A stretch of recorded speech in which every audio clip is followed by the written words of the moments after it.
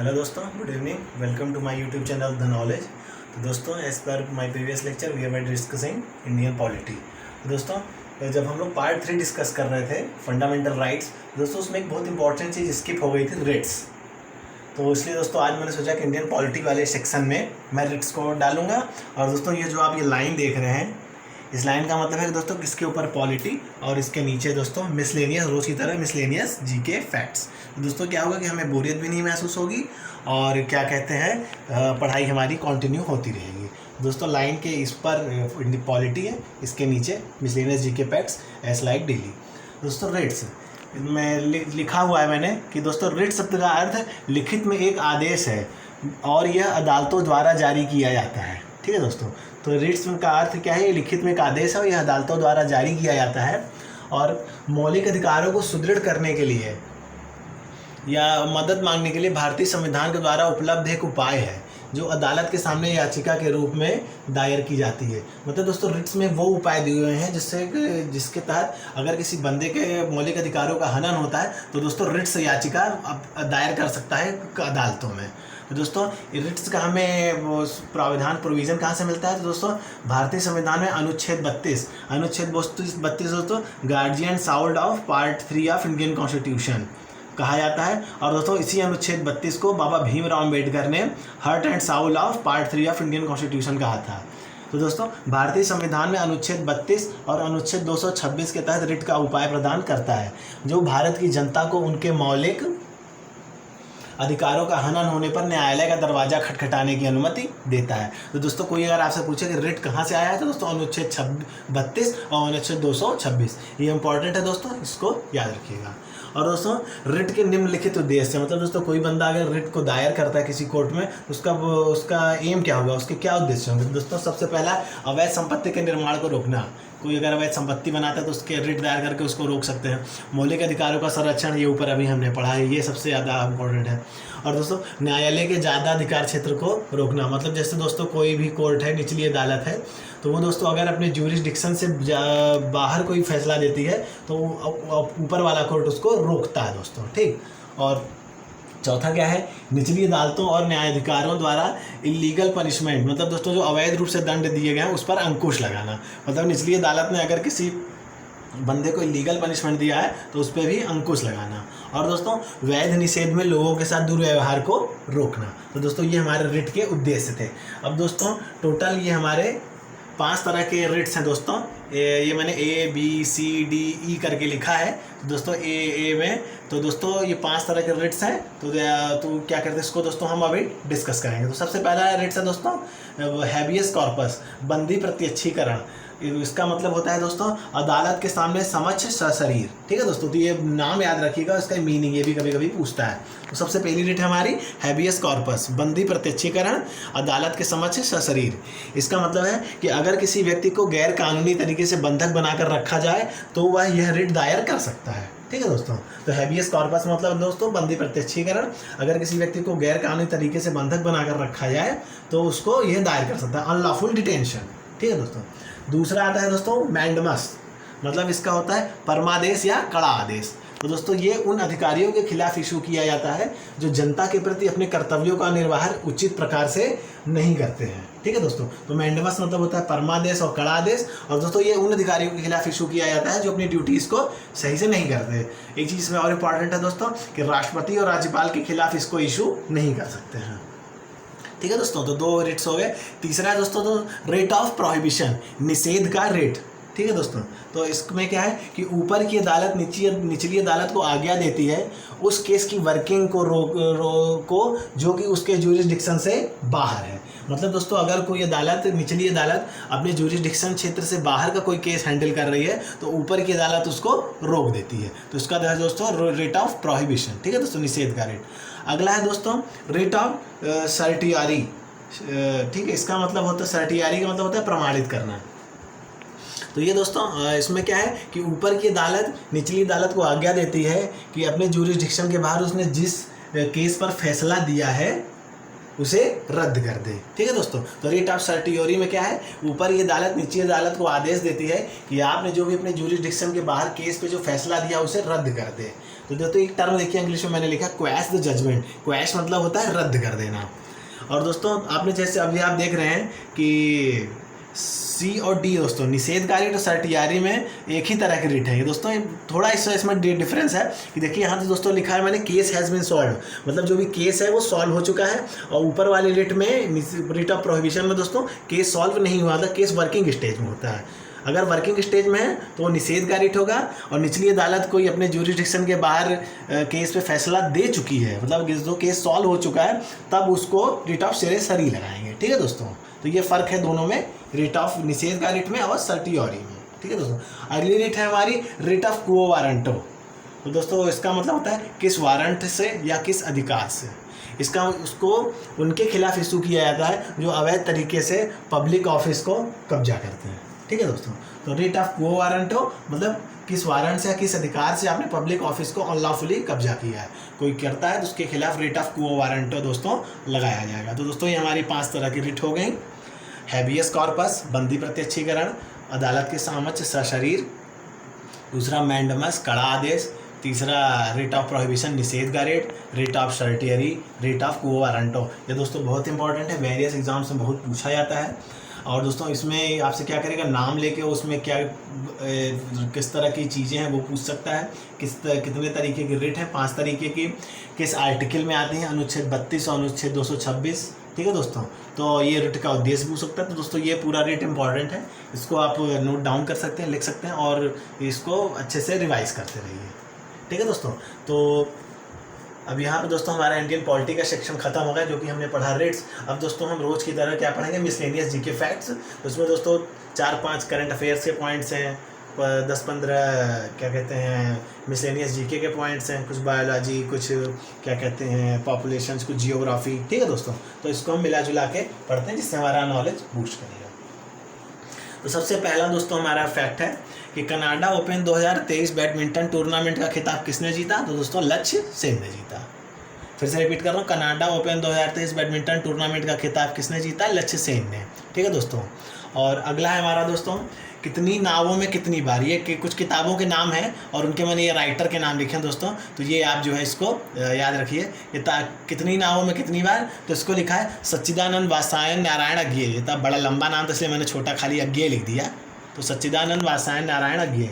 अगली किताब है दोस्तों चिदम्बरा, उसको दोस्तों किसने लिखा है, सुमित्रा नंदन पद्म ने। और दोस्तों कायाकल्प, निर्मला, गबन गोदान, ये किसने लिखा है, प्रेमचंद ने। गबन गोदान तो सभी जानते हैं, ऑलमोस्ट बहुत फेमस है, इसलिए मैंने इन्हीं 2 किताबों का नाम लिखा। कायाकल्प, निर्मला, गबन गोदान को किसने लिखा, प्रेमचंद। प्रेमचंद का मुख्यतः मूल नाम क्या था, धनपत राय।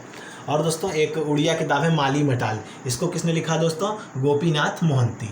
ठीक है दोस्तों, अब अगला हमारा पॉइंट है कि सबसे ज़्यादा ऋणात्मक तत्व या इलेक्ट्रॉनिगेटिव तत्व कौन सा है, फ्लोरीन। ठीक है दोस्तों, तो सबसे ज़्यादा इलेक्ट्रॉनिगेटिव तत्व कौन सा है, फ्लोरीन। ये केमिस्ट्री का पॉइंट हो गया, ये भी पूछ सकता है। अब दोस्तों ये कुछ फार्मूले हैं। साधारण नमक को क्या कहते हैं, सोडियम क्लोराइड। बेकिंग सोडा को क्या कहते हैं, सोडियम बाइकार्बोनेट। और दोस्तों पौधों को उनका पोषक तत्व कहाँ से मिलता है दोस्तों, मिट्टी से। दोस्तों ऑप्शन में मिट्टी, तना या कुछ और भी रहेगा तो आपको मिट्टी क्लिक करना है। अगला है दोस्तों प्रकाश संश्लेषण के ऊपर कि पौधों में प्रकाश संश्लेषण पत्ती और क्लोरोप्लास्ट रखने वाले भागों में होता है। ठीक है दोस्तों, तो पौधों में प्रकाश संश्लेषण कहाँ होता है, पत्ती में और क्लोरोप्लास्ट रखने वाले भागों में। और दोस्तों पौधे प्रोटीन का संश्लेषण करते हैं किससे, अमीनो एसिड से। पौधे प्रोटीन का संश्लेषण करते हैं अमीनो एसिड से। और दोस्तों सेल डिवीज़न के प्रोसेस को माइटोसिस कहते हैं। ठीक है दोस्तों, तो ये टर्म इंपॉर्टेंट है, माइटोसिस, इसको आप याद रखिएगा, माइटोसिस। सेल डिवीज़न के प्रोसेस को माइटोसिस कहते हैं। और दोस्तों ये जो पटाइलिन एंजाइम होता है ये कहाँ पैदा हो जाता है, सलाइवरी ग्लैंड से, मतलब दोस्तों लार पैदा करने वाली ग्रंथियों जो हमारे मुंह में होता है ये पटाइलिन एंजाइम पैदा होता है। ठीक है दोस्तों, ये भी बहुत इंपॉर्टेंट है, कई बार पूछा जा चुका है, इसको आप ध्यान रखिएगा। अगला पॉइंट है दोस्तों कोशिका की सेल की खोज किसने की, रॉबर्ट हुक ने। ठीक है दोस्तों, तो और न्यूक्लियस की खोज किसने की, रॉबर्ट ब्राउन ने। इसको एक शॉर्ट ट्रिक बता रहा हूँ दोस्तों कि रॉबर्ट नाम का एक बंदा था, उसने ऐसे ही सेल निकाली हुक से, हुक पकड़ के उसने सेल निकाली, तो ये सेल के खोज किसने किया, रॉबर्ट हुक ने। और सेल के अंदर जब उसने देखा कि न्यूक्लियस का कलर क्या था, मतलब नाभिक का कलर क्या था, तो ब्राउन रंग का था, तो न्यूक्लियस की खोज किसने की, रॉबर्ट ब्राउन ने। सेल की खोज किसने की, रॉबर्ट हुक ने। दोस्तों ये ट्रिक है, इसको आप याद रख सकते हैं, तो इम्पॉर्टेंट है। और कोशिका सिद्धांत का प्रस्ताव किसने दिया था दोस्तों, तो थियोडोर थियोडोर स्वान ने कोशिका सिद्धांत का प्रस्ताव दिया था। और दोस्तों परागकण या पॉलन ग्रेन्स उत्पन्न होते हैं फूलों में। मतलब कोई आपसे पूछे कि पौधे के किस भाग से परागकण उत्पन्न होते हैं, तो दोस्तों फूलों में। ठीक है दोस्तों, तो ये बायोलॉजी का सेक्टर हो गया। अब दोस्तों आ गया एक ये क्वेश्चन है, मुझे लगता है किसी एग्जाम में पूछा गया था, तो आज मेरे एक स्टूडेंट ने पूछा, तो मैंने उस पर छोटा सा डिटेल बनाया है कि सेरिंगपट्टनम की संधि पर, मतलब ट्रीटी ऑफ सेरिंगपट्टनम, हैदराबाद निजाम टीपू सुल्तान और लॉर्ड कॉर्नवालिस के बीच हस्ताक्षर हुआ था। तो दोस्तों उसमें ऑप्शन में कई नाम लिखे थे, लॉर्ड कॉर्नवालिस, लॉर्ड रिपन और भी लॉर्ड डलहौजी। तो दोस्तों लॉर्ड कॉर्नवालिस सही आंसर है इसका। तो सेरिंगपट्टनम की संधि पर हैदराबाद निजाम टीपू सुल्तान और लॉर्ड कॉर्नवालिस के बीच हस्ताक्षर हुआ था। ये संधि कब हुई थी दोस्तों? 18 मार्च 1792। और दोस्तों इसी संधि के बाद तीसरे आंग्ल मैसूर युद्ध की समाप्ति हो गई। अब इस संधि में दोस्तों जैसा कि अंग्रेज बहुत चालाक होते थे, टीपू सुल्तान से कुछ पैसा लिया, उससे कुछ राज्य भी लिया और दोस्तों उसको उतना कमज़ोर कर दिया कि युद्ध की समाप्ति हो गई। ठीक है दोस्तों। अब दोस्तों ये कुछ बैक्टीरिया और उनसे होने वाले रोगों के नाम हैं, ये भी बहुत इंपॉर्टेंट है। जैसे माइकोबैक्टीरियम लेप्री, माइकोबैक्टीरियम लेप्री, जैसे कि ये लेप्री से लग रहा है कि इससे कुष्ठ रोग होता है, मतलब इसको लेप्रेसी बोलते हैं, कुष्ठ रोग। तो कोई पूछे कुष्ठ रोग किस बैक्टीरिया से होता है, दोस्तों माइकोबैक्टीरियम लेप्री। अब दोस्तों है कारिने बैक्टीरियम, इससे कौन सा रोग होता है? डिप्थीरिया, कारिने बैक्टीरियम से डिप्थीरिया। और दोस्तों विब्रियो कॉमा से कौन सा रोग होता है? हैजा। ठीक है दोस्तों, ये तीनों बैक्टीरिया और उनसे होने वाली बीमारियों को नाम आप याद रखिए। और दोस्तों एक है कि ग्रेट विक्टोरिया डिजर्ट कहाँ है दोस्तों? तो वो ऑस्ट्रेलिया में है दोस्तों। ठीक दोस्तों, ग्रेट विक्टोरिया डिजर्ट किस देश में है? ऑस्ट्रेलिया। ऑस्ट्रेलिया की राजधानी सिडनी है। और दोस्तों भारत की तटरेखा की लंबाई कितनी है दोस्तों? 7516.6 किलोमीटर। और इस मतलब ये है कि अंडमान निकोबार और लक्षद्वीप को मिला लेंगे तो दोस्तों ये हमारे भारतीय तटरेखा की लंबाई है। ठीक है दोस्तों, ये काफ़ी इंपॉर्टेंट है। और दोस्तों ऑस्ट्रेलिया महाद्वीप का भूभाग सबसे कम है। ठीक है दोस्तों, सबसे ज़्यादा एशिया का है। दोस्तों ऑस्ट्रेलिया महाद्वीप का भूभाग सबसे कम है।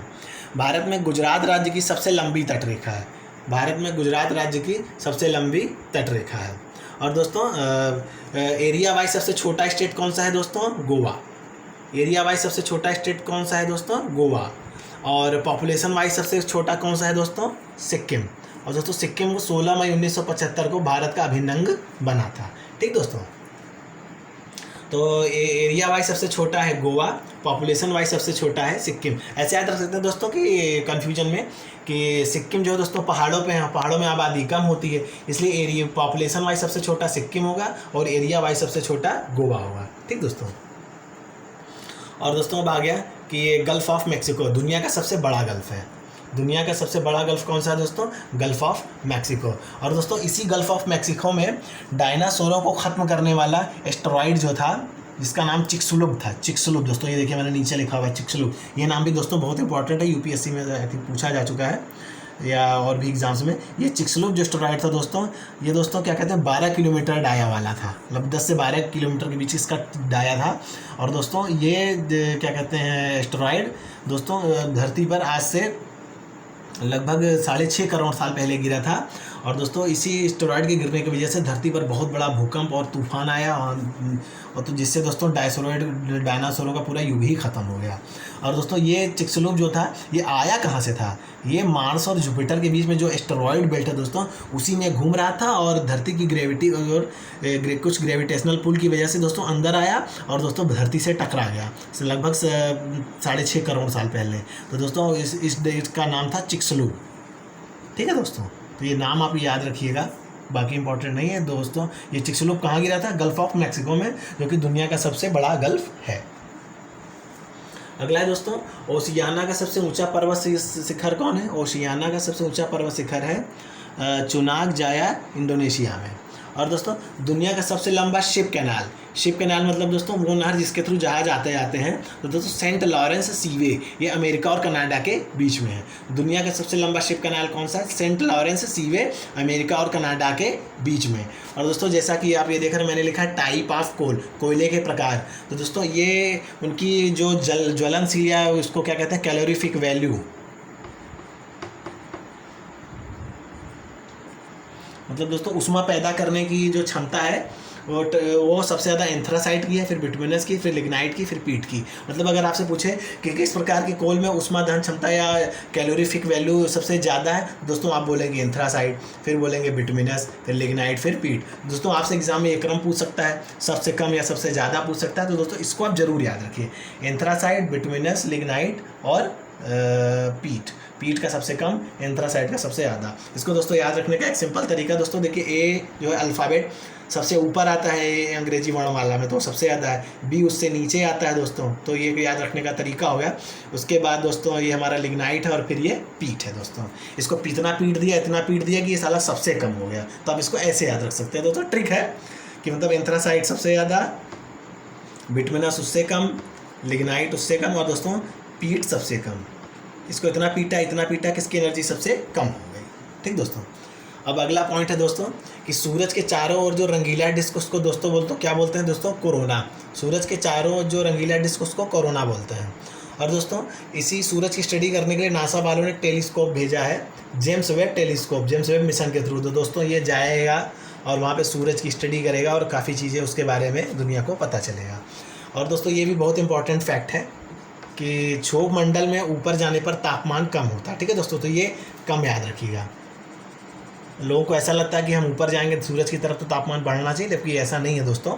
क्षोभ मंडल में ऊपर की ओर जाने पर तापमान कम होता है। और दोस्तों हर 1 किलोमीटर में 6.5 डिग्री तापमान, देखिए मैंने डाउनवर्ड एरो बनाया है, कि हर 1 किलोमीटर में तापमान 6.5 डिग्री कम होता है। ठीक है दोस्तों, तो इसको आप जरूर याद रखें। ऐसा इसलिए होता है दोस्तों क्योंकि जो हमारे धरती की जो गर्मी होती है वो रेडिएशन के कारण होती है। तो दोस्तों जैसे जैसे हम धरती से ऊपर जाएंगे क्षोभ मंडल में, वैसे वैसे तापमान कम होता जाता है, क्योंकि ऊपर जाने पर विकिरण कम होता जाता है ना धरती से निकलने वाला, इसलिए तापमान कम होता जाता है। तो दोस्तों हर 1 किलोमीटर में 6.5 डिग्री तापमान कम होता है। और दोस्तों ये है कि हर 1 किलोमीटर में तापमान 6.5 डिग्री कम होता है। और दोस्तों एक आप बता रहा हूँ कि ओजोन नापने की दोस्तों एक एलिमेंट होता है ओजोन, O3 जिसको बोलते हैं, इसको नापने की यूनिट है डॉप्सन। ठीक है दोस्तों, तो ये आप जरूर याद रखिए कि डॉप्सन यूनिट के थ्रू ही ओजोन को नापा जाता है। ठीक है दोस्तों, तो आज का ये मिसलेनियस जी के फैक्ट्स खत्म हुआ। और दोस्तों जैसा कि आपने देखा हमने ऊपर डिस्कस किया, नीचे मिसलेनियस जी के फैक्ट्स। कल के लेक्चर में भी एज लाइक दिस हम इंडियन पॉलिटी और मिसलेनियस जी के फैक्ट्स डिस्कस करेंगे। दोस्तों आपको वीडियो में कोई इंप्रूवमेंट या कुछ लगे कि नहीं सर और इस तरीके से पढ़ाइए, तो दोस्तों कमेंट बॉक्स में ज़रूर डालिए, क्योंकि दोस्तों कि एक ही आदमी को सब कुछ नहीं आता। तो आप जो भी कुछ मुझे व्यूज़ या आइडियाज़ देंगे मैं उसको भी इसमें इम्प्लीमेंट करूँगा। ठीक है दोस्तों, thank you, that's for all today.